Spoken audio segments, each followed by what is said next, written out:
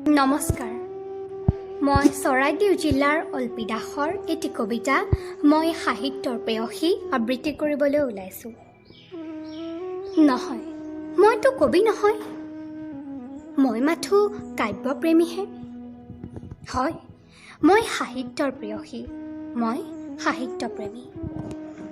ভাল পাওঁ মই সাহিত্যৰ সাগৰত উঠি ভাহি, কিন্তু মই নহয় কোনো সাহিত্যিক কিম্বা কবি। ছন্দৰ লহৰেৰে আঁকিব নাজানো আখৰৰ ছবি, কেনেকৈনো হ'ব কবিতাৰ শাৰী। হয়, তথাপিও মই কাব্যপ্ৰেমী, মই সাহিত্যৰ প্ৰেয়সী। ভাল পাওঁ মই সাহিত্যৰ জগতত জীৱনৰ ৰং বিচাৰি।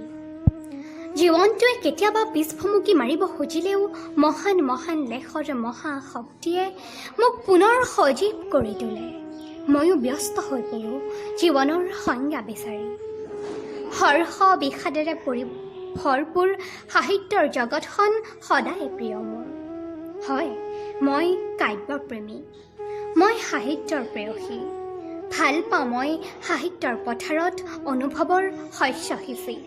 ধন্যবাদ।